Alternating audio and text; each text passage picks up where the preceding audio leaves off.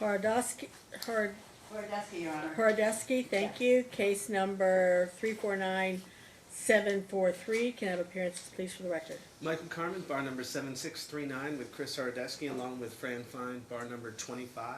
Thank you. Good morning, Your Honor. Amber Robinson, bar number 10731, in an unbundled capacity, staying for Amber Johnson, who is present. Okay. This is a old case that there was a request for some modification. I sent the parties to mediation. They were not able to make any kind of an agreement. So, counsel? It's my client's motion. So, Your Honor, this is a case with a long, sad history wherein once my client had primary physical custody was then given to Dad at a later point in time. And since Dad has had primary physical custody, there has just been repeated violations of the joint legal custody. First of all, my client has minimal joint legal custody, and there's been repeated violations on Dad's part to exclude her from the child's life. One of the most recent being that he changed schools of the child. He didn't notify my client. He had the child notify her father. So that's how she found out about the change in schools. Then there was an RPC at that school, and he has a habit of giving them wrong information at school. So this time she wasn't contacted by the dean about the RPC because the information they had on file for Amber was incorrect information given by Dad. We have Dad continuing to enroll and take the child to therapy. We just found out about a therapy incident on December 4th with Stephen Callis. He will take him to these therapists, not inform Mom. She's allowed to be part of those major decisions, continues to not inform her. As far as the child's relationship with Mom, he will not allow any contact on Dad's time to Mom or to her household, meaning the child before has felt he's had to sneak contact to Mom, so he was sneaking on his Chromebook from school. That's how he was communicating with Mother. When Dad found that out, that was immediately cut off. Dad won't allow any sort of extra time. There was something special going on for Halloween that Amber wanted to do with her nephew and with Hayden. Wouldn't allow that, only to have Hayden sit at home and do nothing. My client does have a long list of requests, and I've written them all down so I can make sure I hit them all. We are also concerned, I guess, the child has ADHD. The child recommendations by the therapist was put the child into sports and sporting activities. Dad did that for a good couple of months and then unenrolled the child and everything, so the child has not continued on that. And Dad is the primary caregiver, obviously has a child a large majority of the time.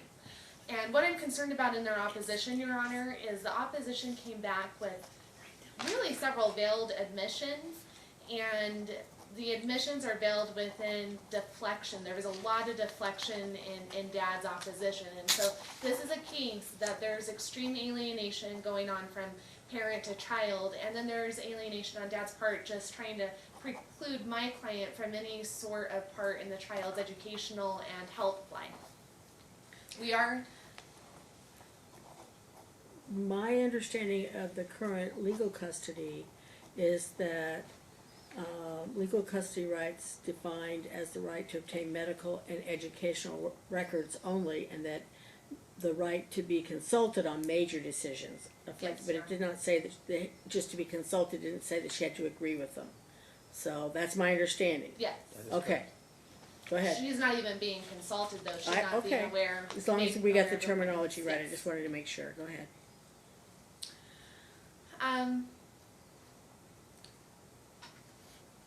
Think I've hit most things in her motion, Your Honor. So she has 1 day a week at this point in time. Yes. So what is the relief to be concise that she wants? To be concise, what she would like is a change of primary custody to primary custody. So Dad has been okay that she have this limited custody all this time. He should be okay with that visitation time with the child. I'm sorry? Is that, you want to change primary from Dad to Mom? Yeah, we have alienation here by Dad. Okay, so that's what you want? Yes. Okay, so you understand that'll be a trial? Yes. I'm not going to be granting it today. We are asking for temporary primary physical custody in the interim, Your Honor. That's probably not gonna happen. I don't see really those grounds to make a complete flip-flop today. We have continuous poor grades on the child's part while in dad's. Those are all things that'll come out in evidence. Okay. Okay. Well, I'm just being honest with you right straight up. The pleadings don't really support an immediate changeover today. They do support looking at the best interest of the child and what's actually happening with that child, but it does not bear fruit for changing custody today. But I'll hear from the other. I'm just telling you from my perspective. I've read all the pleadings on both sides. Counsel, If I could respond, Your Honor. and you'll have a rebuttal. Okay. Incredibly concerned that how the history of this case has been glossed over by mom in both her pleadings and in court today. This case is a tragic case. Mom had primary physical custody. She had primary physical custody for a short period of time while falsely alleging sexual abuse on the part of dad. She was found to have deliberately contrived false allegations of sexual abuse to deny dad access to his child. There was findings. There were findings by Judge Okay. Potter. I Okay. mean, this is a situation where you have had actual findings of parental Okay. alienation, and for her to come into court today and just kind of gloss over that as if it never happened is troubling. But it's even more troubling when, despite the findings, despite the fact that, and again, the court specifically find that the sexual abuse allegations were asserted in a deliberate attempt to alienate Hayden from his father in the past. Despite all that, there was an agreement that her time would be expanded potentially in the future. Well, she had supervised visitation. It was agreed that she would have unsupervised visitation under the condition that she enrolled in counseling and properly attended to her own mental health issues. It's never happened. For her to come back into court now and suddenly point the finger at dad and say there's grounds for a motion for change in custody, it doesn't make any sense. And I want you today to really, I understand your comments about a trial, about an evidentiary hearing. This case, Your Honor, from a Rooney standard, from a summary judgment standard, it is not a case which could possibly result in the relief that she's granting. And here's why. I mean, going through her motion, she's alleging counseling, and apparently the complaint, and again, in the motion it wasn't clear, she believes that dad is under an obligation to tell her every single time the child is going to counseling. It's just not part of the court order. He has notified her of the counseling. She has What's not the nature of the counseling? Has it been ongoing? There has been child's ongoing. life? The most important counseling was through Dr. Ali. Dr. Ali diagnosed Hayden with ADHD and assigned a Fred, another gentleman in his office, as a counselor. Hayden was seeing him, and Mom was interfering with it. Mom wasn't taking him on her days, and she was canceling Dad's visits. I mean, this is not a situation where Dad has done anything. There shouldn't have been days for. Mother has one day, and She has does more than not. 1 day. That was not true Sorry. at all. Huh? She has far more expanded visitation than 1 day a week, Your Honor. That representation By was order? not accurate. I'm sorry. By I an misspoke, order? Your Honor. Because That the was my last- fault. the last thing I saw was Dad has primary, joint legal with mother's limited legal rights, and that the visitation, first, third, and fifth Thursday. Correct. From time out of school Till Monday morning. till Monday morning. Okay, I apologize. Until Monday morning. Okay. And There's been so many orders, I'm sorry, I And lost track. the frustration is she's coming in here and saying that Dad's not doing what he's supposed to be doing. Number one, he is. He's encouraging Mom to participate in counseling. Again, she's canceling visits on her days. She's actually canceling visits on Dad's days and was interfering with the process. Right now, they're on a bit of a hiatus. But she has been the problem continuously since the last court orders. There's no justification for changing custody. I don't even understand, in court they're alleging he somehow violated the legal custody orders of the court. There's no violation. The major medical decisions involving Hayden have all been in consultation with her. And honestly, the only major medical decision that's really happened is the ADHD diagnosis and the going to Dr. Ali, going to Fred. Aiden is participating in counseling when he needs it, when Mom allows it and doesn't block it. There's no justification for a change in custody. The telephone communication. In her motion, Dad is blocking my telephone communication with the child. Well, the truth is, yes, when Dad found out he was violating the school policies and texting Mom during the school day, he did say that needs to stop. At night, When Hayden goes to bed, the phones get turned off. This is not an inappropriate interference with mom's contact with the child. It's what any reasonable parent does to parent their child. If a child's calling mom in violation of school rules and dad finds out about it through the school, you address it with your child. It's not a violation of mom's joint legal custody rights. And for them to premise a motion, not just for a change in custody, but for a change of custody from primary with very limited rights of legal custody and visitation to mom, to primary to mom, it's just not warranted under the facts of the case. There are these vague allegations that he's interfering with Hayden's right to interact with his peers in the motion. It's just not founded. There's nothing there. And again, she complains about the holiday visitation schedule, says it's not fair. It's an equal split of the holidays.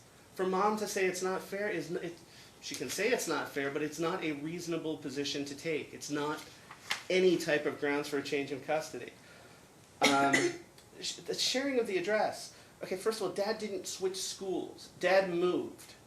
And dad was going to notify mom about the change of address, but as soon as he told Hayden about it, Hayden communicated it with his mom and Hayden did a drive-by, and she knew about the move. After she had already talked to Hayden about it and knew the address, he didn't convey it because he thought she already knew it.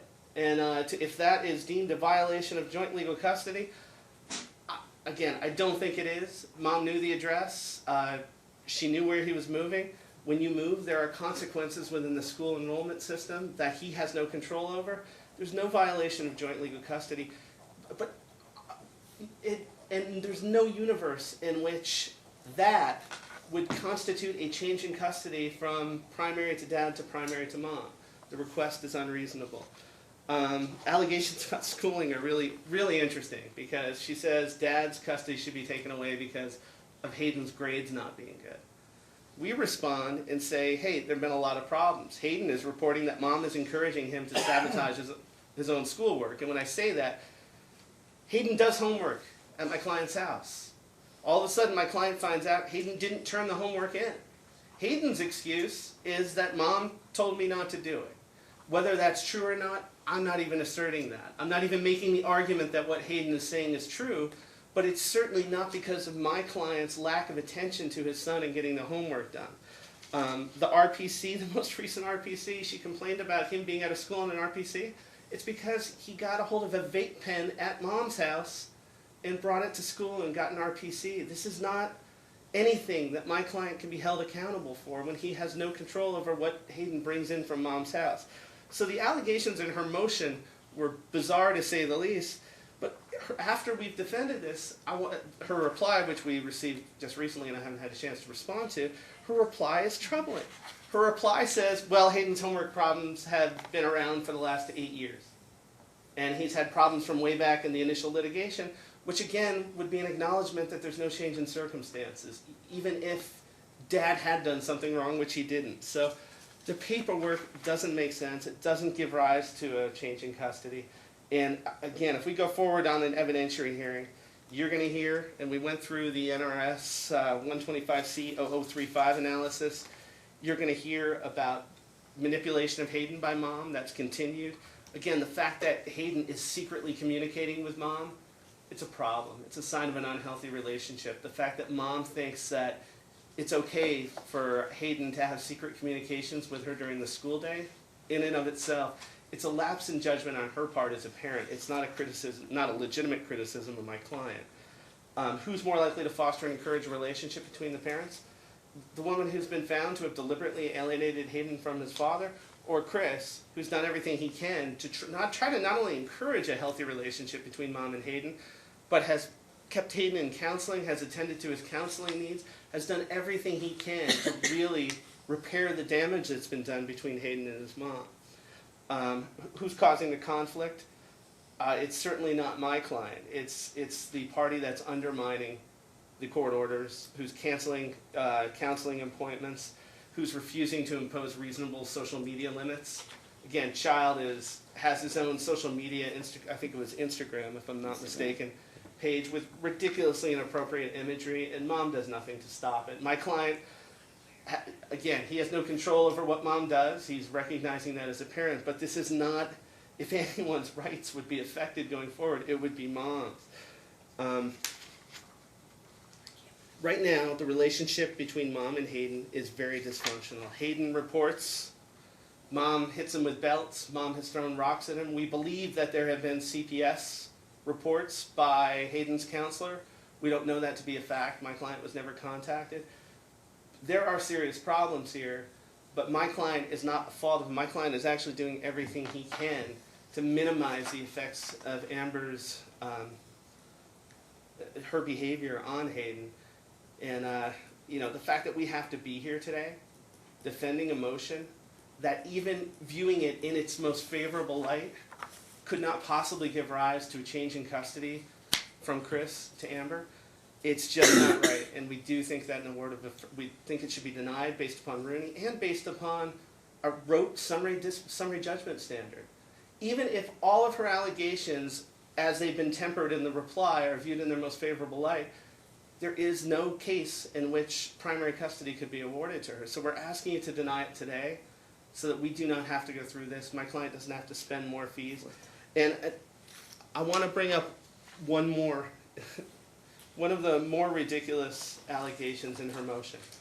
And I think it paints a real clear picture to the court as to who the problem is. Mom says in her motion, and let me get the details. Okay, mom says that dad has failed to follow through with the recommendations of Hayden's counselor regarding extracurricular activities. In our response, we say Hayden was involved in extracurricular activities, baseball at the time, and Amber refused to take Hayden on her days, which meant he couldn't participate in the games, couldn't play baseball. She is the one who refused to take him to the activity, and he cannot be held accountable for her decisions on her parenting time. Her response in the reply, and again, I think it paints just a harrowing picture of poor judgment. Her reply actually says, see, he admitted he's in violation of the counselor's recommendation because Hayden's not in baseball. While acknowledging she's not allowing it on her day, she still sees that as him violating the counselor's recommendations. This motion is misguided, this case is misguided, and we're asking you to end it today. If we do have to go forward with an evidentiary hearing, Your Honor, I want you to draw a clear line in the sand for attorney's fees today. If she does not prevail, every dime in attorney's fees from this point forward should be repaid to my client if he has to go through that endeavor. I don't know what your decision is. If you're going to grant any type of evidentiary proceeding, we need to have, I hope we can have a conversation about how Hayden's testimony is going to be presented. My client is seriously concerned about Hayden, believes he's a very fragile child, believes that Hayden is terrified of his mother, will not say anything against her. We do not believe that this is a case where the court would get any credible testimony from Hayden unless it's done through a counselor, through a psychologist, and there's some type of out-of-court child interview in which he can feel like he's protected and he at least feels free to say what he really has experienced throughout the course of this litigation. I really don't think an evidentiary hearing is warranted, and I hope you deny it. But if we do go forward, I would ask that we have a discussion about that. Thank you. Thank you. Your Honor, an evidentiary hearing is absolutely warranted. We are asking for a child interview. I think Dad is seriously scared of what the child is going to say, of what occurs in Dad's household on his time.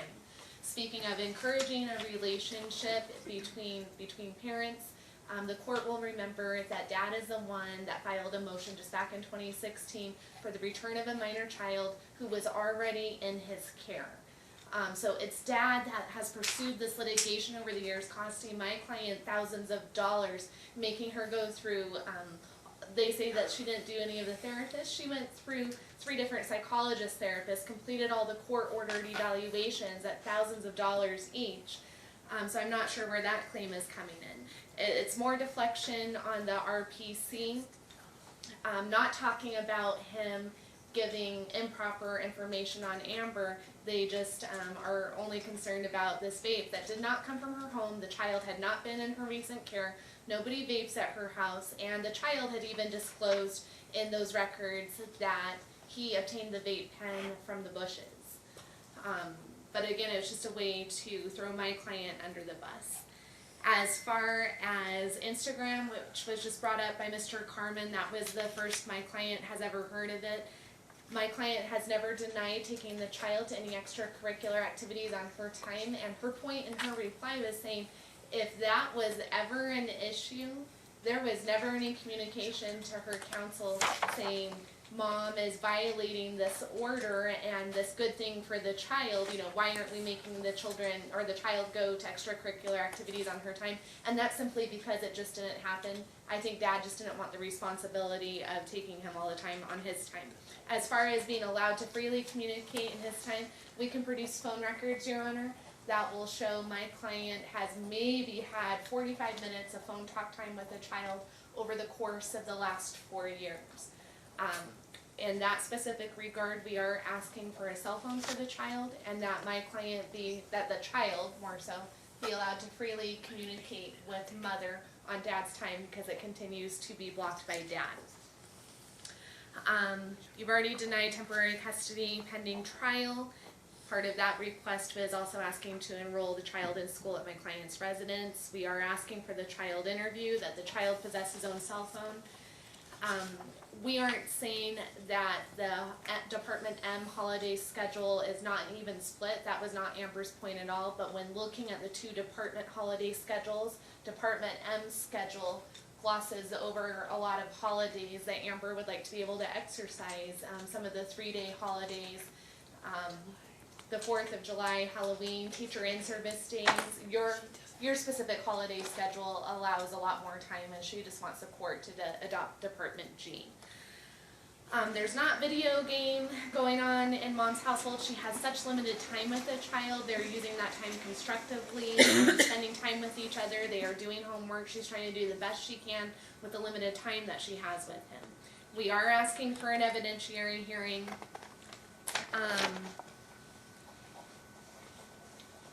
She's not asking the child to not turn in homework.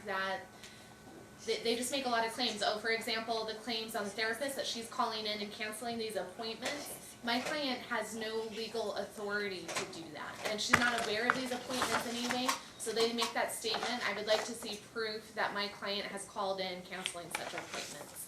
So we are asking for the change of custody. Behind that would follow with child support. We are asking for attorney's fees. We are asking for the child interview. Thank you. Can I respond to the one new thing that was One new brought thing. up? I just want to make sure Stand it's up really and talk clear. to me. I'm sorry. The motion for return of child that they just referenced, he didn't file a motion while the child was in his care. He filed the motion while the child was not in his care. By the time it went before Judge Potter for the hearing, the child had been returned to his care. Judge Potter was angry. He didn't withdraw the motion. But obviously the motion addressed far more than just the child was taken. It was Mom orchestrating the departure of the child from his house. Judge Potter made a judgment. We don't agree with the judgment, but my client paid the money. He dealt with the sanctions appropriately. I don't want the court to be prejudiced by it. The judgment is what it is, and we can't set it aside. But I hope the court recognizes that the motion was not frivolous when it was filed. Judge Potter was frustrated that it remained on calendar. That's his prerogative as a judge, but I don't think it should Yeah, I'm not turn going the to tide second of this guess case. any of that stuff. All right, here's what I think we need to do here, and it does not include dismissing everything in total. I am a little concerned about the nature of the communication between the parties on legal custody. I think that it would be dangerous for your client to ever assume she knows anything, especially he has to go the extra mile if he's going to have that extra responsibility on legal custody. So I think that is a concern. I think that the child being in counseling needs to be a little bit more fleshed out with regard to how much knowledge mother has, and if the counselor's ever contacted her side of the story kind of thing. I don't know if the counseling is for the child just because of his ADHD, or if there's any relationship component to it with regard to his mom. It's beyond the ADHD. The counseling with Fred was expanded beyond it. But mom participated in that, is my understanding. I get it. I think what I'd like to do here is to have the child do a regular FMC interview and have a guardian ad litem appointed, so that the child has someone that the child can talk to, and not mom and not dad, and that guardian ad litem can then decipher what is in the child's best interest, not an attorney for what the child wants, because that's putting too much pressure on the child, I believe.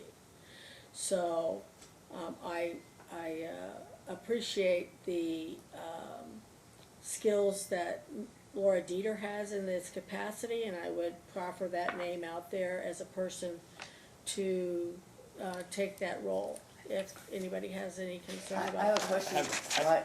Why, I'm sorry, Mike, go ahead. I was going to say I have no objection to Laura Dieter serving as guardian ad litem. I do have concerns about the FMC interview. That's what I was gonna say, I'm sorry. I have a little concern, but the problem here is that I just want a regular interview from the child's perspective. Of course, Ms. Dieter would have access to that also. Why would The child has psychological problems maybe that would warrant not having the interview, and that's why I want a guardian ad litem involved, so that she can perhaps do a motion on behalf of the child to have a different venue. I don't really have all the facts I need here as far as what the child needs, and if the child is in collaboration with mom to destroy his own grades, then there may be something going on that I would need to know about as a court. That's my concern, is that perhaps if the child is being manipulated by mom, that's one thing. If the child is in cahoots with mom, that's a whole different thing.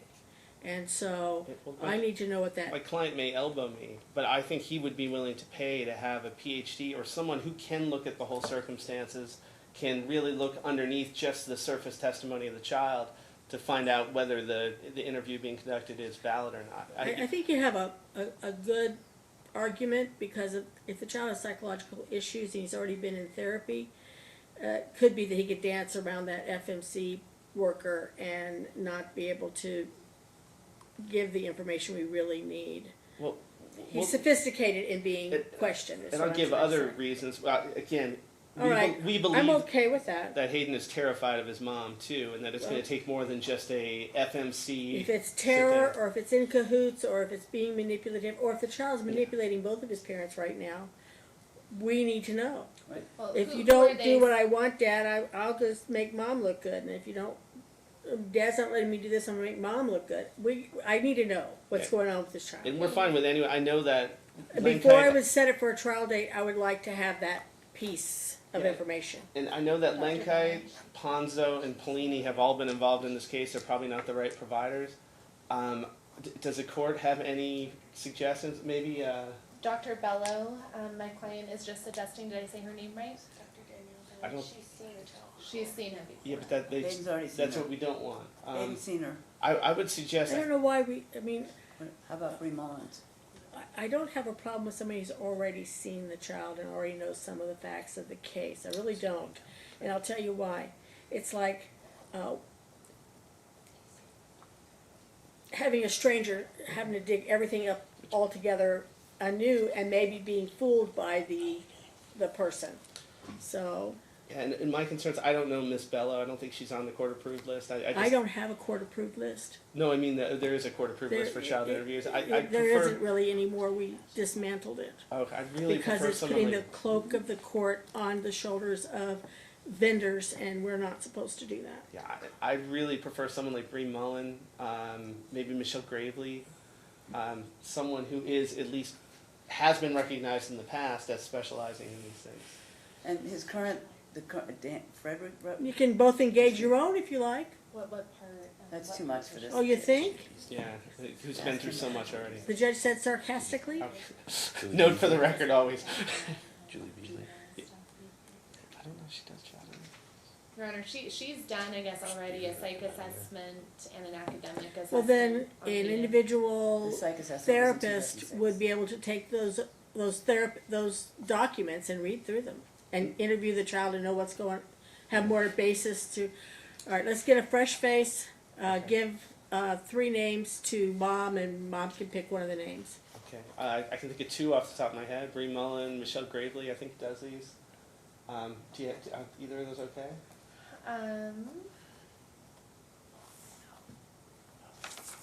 I'm okay with either of them, but I probably would want my client to What would call she? them and ask some questions real quick. No, I don't want that. I don't want the parents shouldn't calling have the therapist information. and scaring them off. With the doctors. Well, then like do her online research on them. I'd like her to have an opportunity to have some time. Okay. You have till next Friday to say a name. I'm still putting Miss Dieter in. Okay. Great. That's fine. Do you need, will the minutes suffice so we can at least get her involved? So we can get an order in? Yes.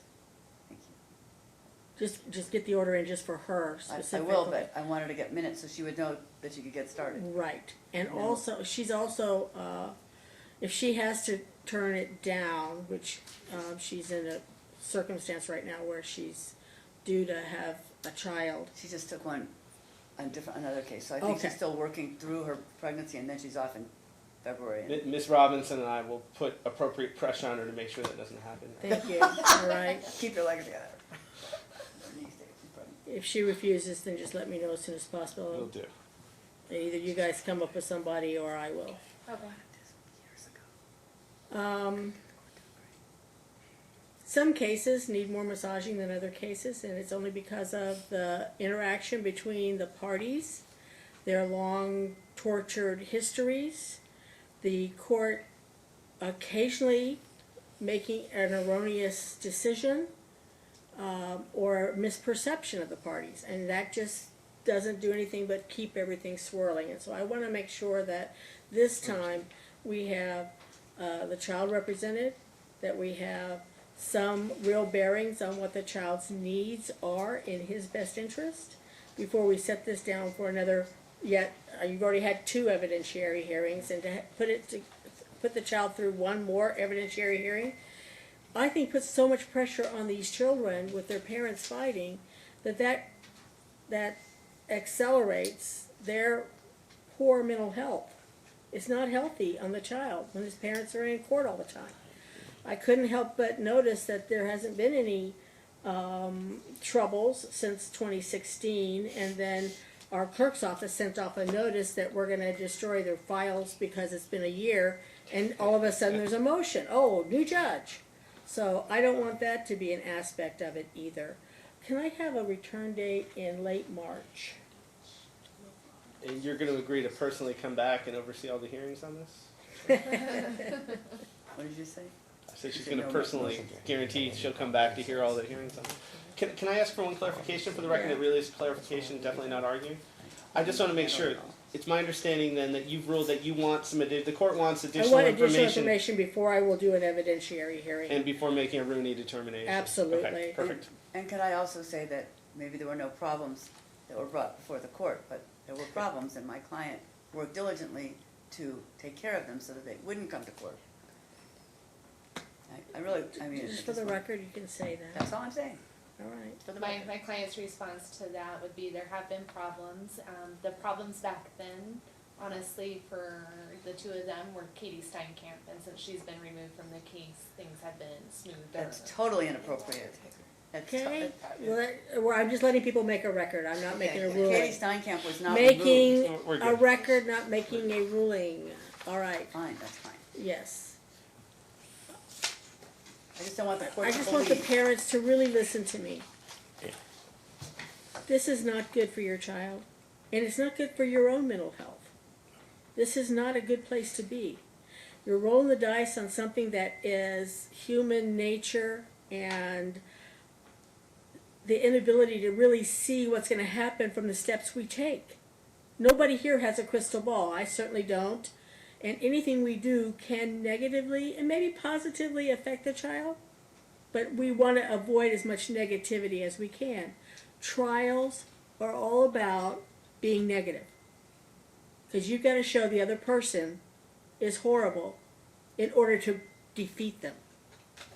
And that does not foster co-parenting. It doesn't foster alienation or the lack of it. It's just not a good thing if you guys can avoid it at any cost.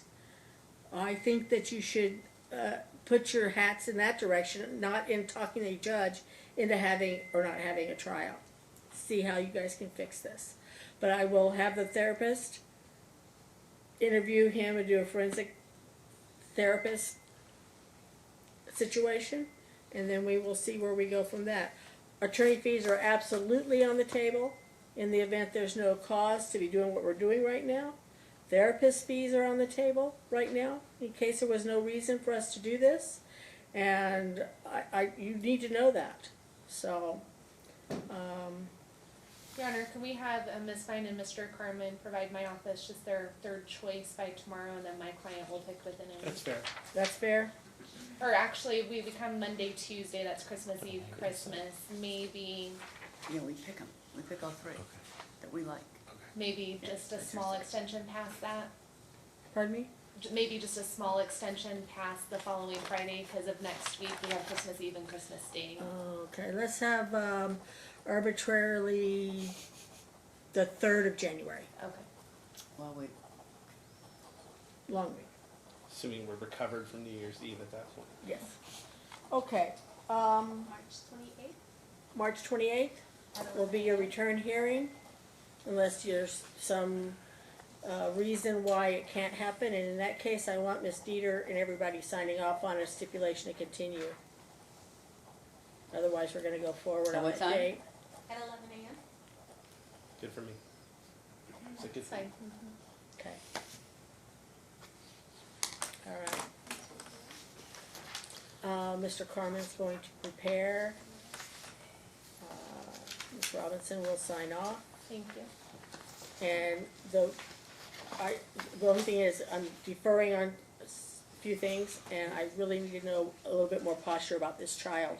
Not Understood. just their perception of what their child may tell them, Understood. just that the parents will continue to like him. All right, Thank you. Thank you, thank Judge. you all. Yes, wait, Ms. Robinson, I see that you said you're unsettled, but Danielle Dawson is still the attorney with you. Oh, I thought you filed a Yeah, withdrawal. she did file a motion to withdraw, or a notice of withdrawal. that doesn't mean that she's still on, it just means that, we'll look and see if she hasn't yet done her, withdrawal. Do Which you want me to have her sign in? I'm showing Danielle She did Dawson's it. crossed off as the counterclaimant attorney. They didn't go the extra mile and cross her off as the defendant's attorney, so yes. So, That needs to be resolved in the clerk's office. You're unbundled, are you sticking around there? okay. Yeah, I'll Have have her her take that. fill out an unbundled. You at least have to file